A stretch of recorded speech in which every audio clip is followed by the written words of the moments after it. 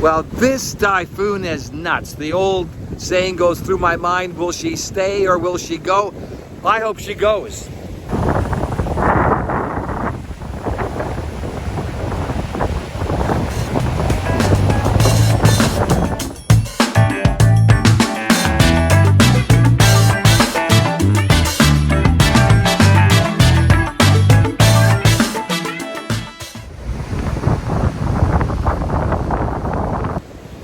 That's what I call Amami's diamond head behind me. It reminds me of being on Waikiki Beach. You can see the waves breaking over the reef behind me. This has been a very placid, serene beach before. I'm on the North Shore currently.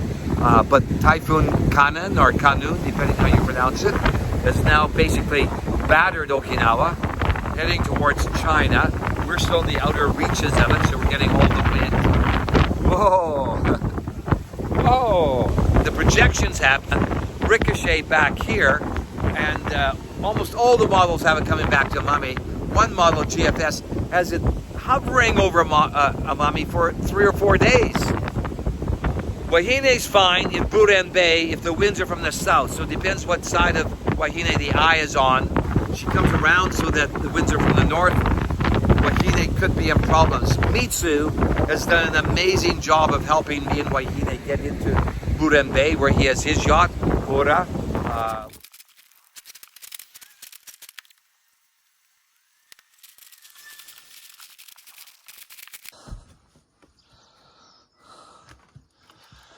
Is that down? Wow, what a beautiful, serene morning here in the furthest inland part of Uken Inlet.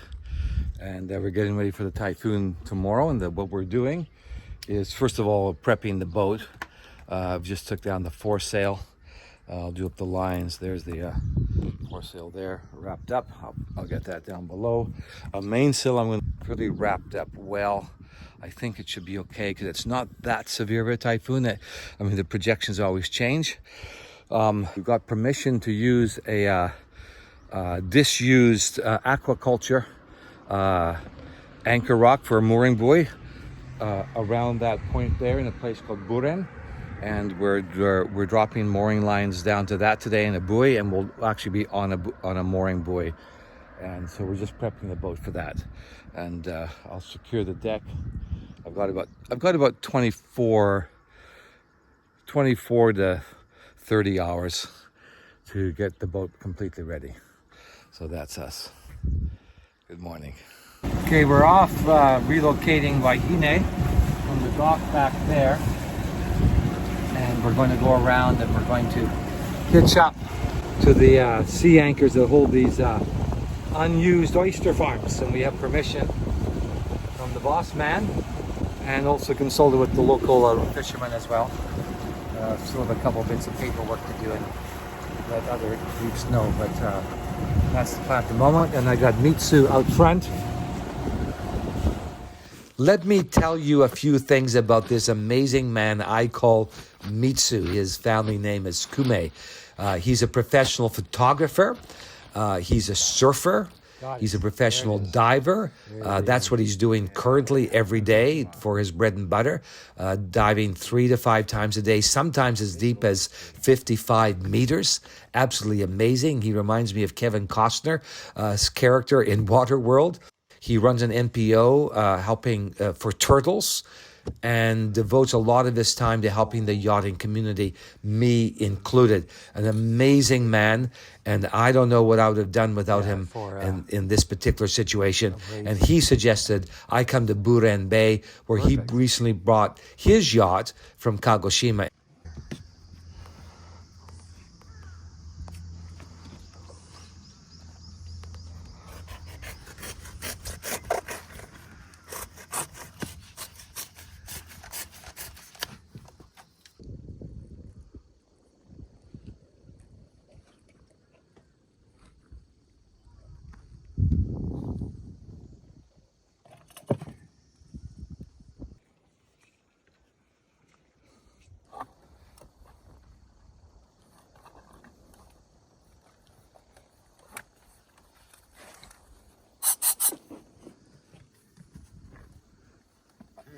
Okay, round two.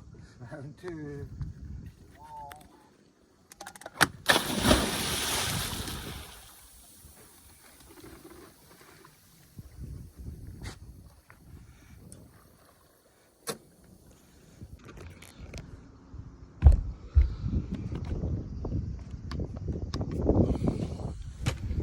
having found the mooring block that was connected to the aqua farm and secured our mooring line to it, we called it a day and we rowed into shore. The next day, I rowed back out just to double check everything and to spend some time with Wahine. I'm glad I did.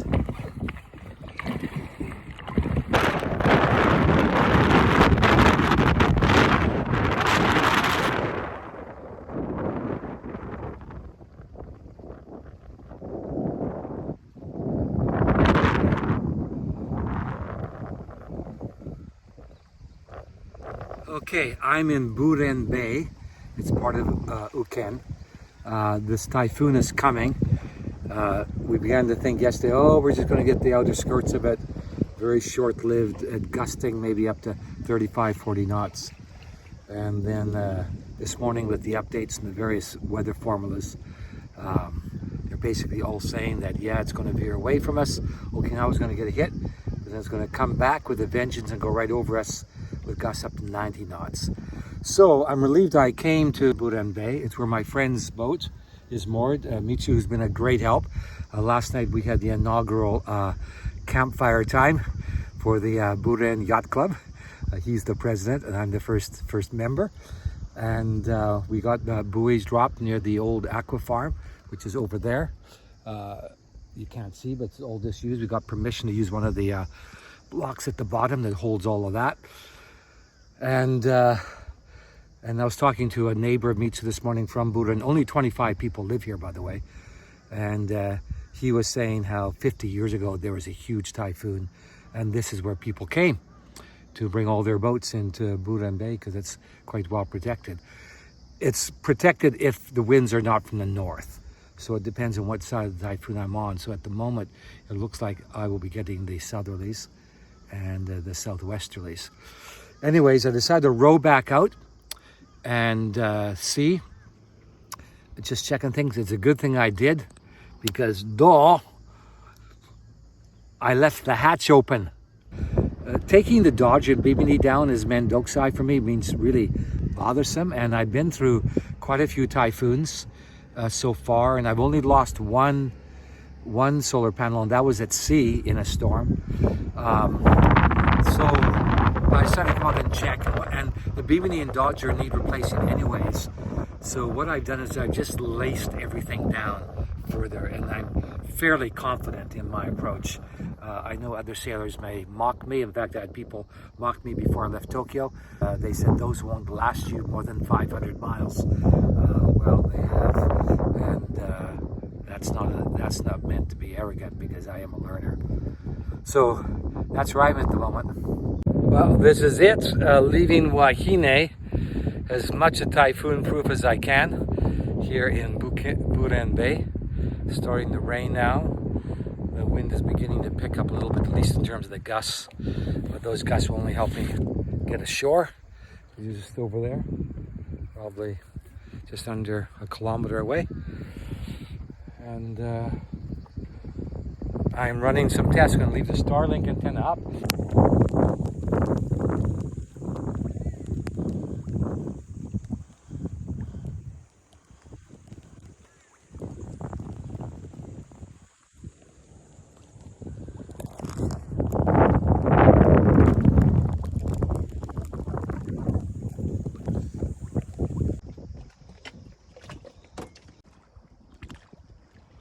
Okay, Wahine, I've done all I can for you. Take care. I just spent the afternoon with Wahine. Did a bit more lacing of the Dodger and the Bimini. I've decided to leave them up.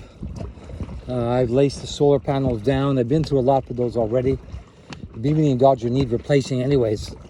So I just laced it and left the mainsail in. I've double laced it, taken down the jib. We're on a big anchor block for the disused aquaculture field there. And you know, if I broke free from that, I just end up in that aquaculture field, caught up in a maze of ropes, which is better than the rocks, I suppose. This typhoon that's coming, we thought 12 hours ago was going to give us a miss and hit Okinawa, sadly for them. And we were with the outskirts of it. However, it's now coming back closer to us, first time, then predicted to turn around and come back and with much greater ferocity, 90 knot gusts, about 45 meters per second gusts. So Wahine's on her own. I've done all I can to help her. New experience to be on a mooring buoy for a typhoon. I've only been on it like for day sailing before and have a swim someplace instead of anchoring. So I've done all I can. I'm at peace. Now rowing back ashore, I'll put Candy 2, the tender, in a safe place on land on the other side of the road near Mitsu's place. That's us. That's Wahine. Wahine and Lowell out.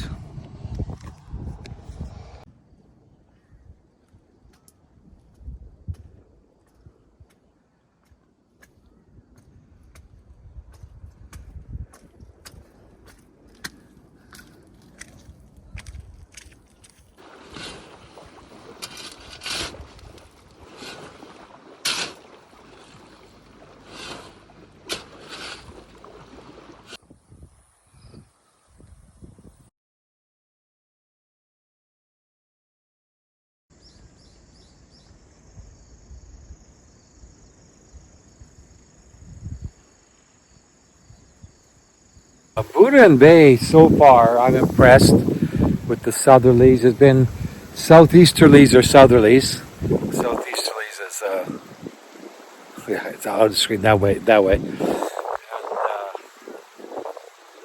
she's been spun around a little bit today. You can see the wind coming across. And Kora across the bay is also spinning a little bit. I then spent 2 nights with Mitsu in his home in the small village of Buren, monitoring the boats, and then realizing there was nothing more I could do and not wanting to be a burden. I then left. I stayed in the car one night monitoring other parts of the coastline of Amami, and then I was able to get a flight out even though many were being cancelled. Okay, gonna check out Liveaboard. I felt mixed feelings leaving, but I realized also that I would be a burden if I stayed. And in my view, it's a good thing I left because Mitsu then experienced flooding as the typhoon arrived in fuller force. The village lost its electricity, and even across the island, supermarkets' food shelves became bare, and it would not be until the ferries could run again that food would come to the island again. Today, all the flights are canceled out of Amami. I'm due to fly out tomorrow. I'm just going to go check now to see what they're saying about flights tomorrow. But you know, things could be closed down for a week because of this typhoon lingering. We're anchored, we're moored as best we can to a block on the seabed that's part of the aquaculture operation. Bought new rope, 30 mil, and we've got anti-chafing, still spider webbed it. So we've done all we can, but everybody's puzzled by the trajectory of this, and it has the potential to be very, very dangerous. Because the problem with typhoons is it's one thing you to look at the barometric pressure, what the strength of the gusts are, how much rainfall, but also really critical is how fast the typhoon is moving across the surface in terms of its trajectory. And this one is moving slow, and if it stops and hovers for 3 or 4 days, that is exceedingly dangerous because the amount of rainfall and the amount of force of wind on things like boats, you know, rather than 8 hours of fierce fighting with the wind and mooring lines, you've now got 4 days of fighting. So wish me luck. It's going to be an interesting few days. Thank you, Mitsu. I managed to get a flight out and stayed in regular and frequent contact with Mitsu and also my shore team. One of my shore team members, Bobby, who used to manage large power boats, advised that we allowed as much length of mooring line as possible, add a second mooring line, and put weights in the middle of the mooring line to act as kind of a spring so that with the longer line, the boat didn't lurch with a gust. So Mitsu supped back out to Wahine to do that.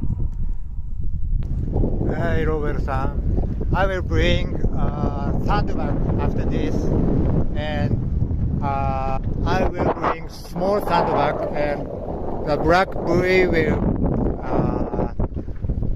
down for safety.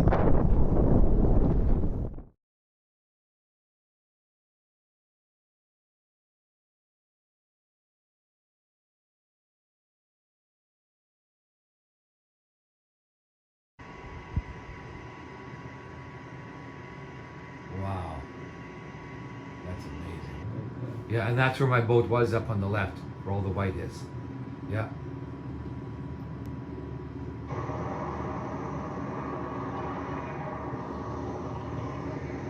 And that makes sense, the wind direction, the waves from the south.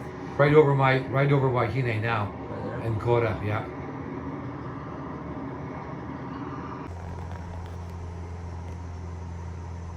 Okay, those lines are showing the thermals.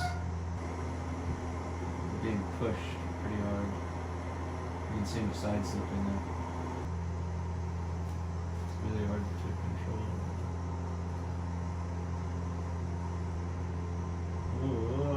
Whoa. I'm gonna attempt a water landing. Near Wahine Full flaps. and Kora. This is right here, right? Yeah, head right towards that village. Okay. Going in. 100 knots. Full flaps. Oh, not as windy down here. No, good. That's a good sign.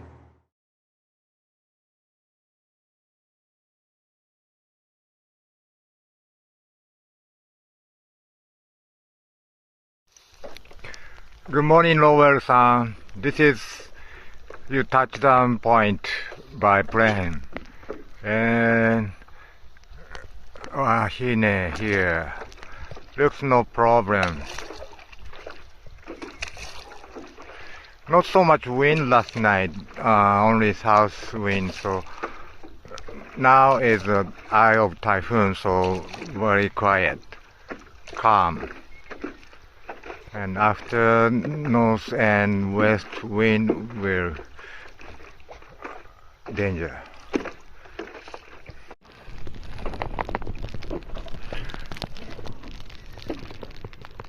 No problem.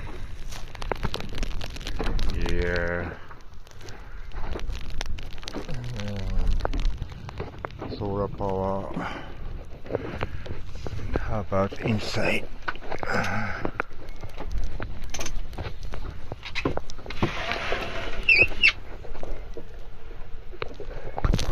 And then the eye passed, and what I had dreaded had come to pass. We were now exposed to the winds from the north and the west for an extended period of time. Would the cleats hold up? Would the mooring lines hold up? Would Wahine and Kora hold up? All of these things would keep us on the edge of our seats for the next 36 to 48 hours. I was worried.